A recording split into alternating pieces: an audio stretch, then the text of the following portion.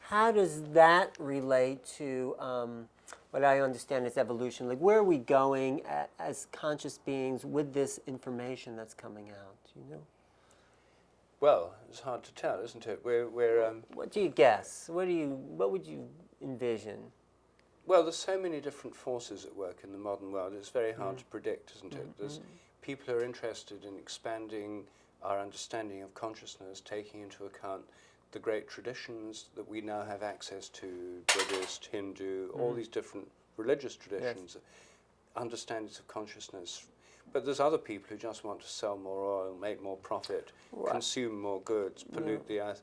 I mean, there's tremendous destructive forces at work as well. They're not caused by people actually wanting to destroy the earth.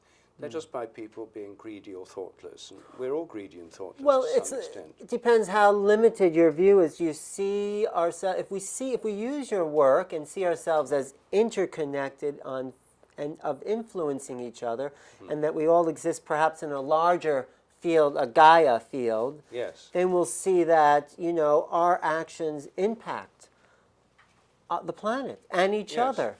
So I think that's why your work is so important, because it's about how we all affect each other. Well, exactly. And I think that's really the shift in science to, well, instead of seeing everything as separate individuals, seeing that we're much more interrelated than science has previously supposed.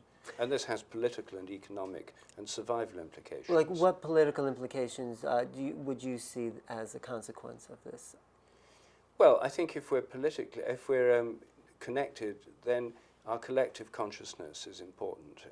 The way that we collectively behave towards the planet. Environmental policies become enormously important. I mean, that's obvious to almost everybody, that we're affecting the climate and the chances of survival of life on the planet. And if you believe the morphogenetic field, the more war we make, the more war becomes the habit of that human species. So the idea is to refrain and start to evolve ourselves to where we want to be. Well, exactly. But unfortunately, one of the fastest growing habits on the planet at the moment is consumerism. Yes. As huge continents like India and China and huge parts of the world are being converted to Western-style consumerism. So, do you have any solutions? I mean, what would you suggest?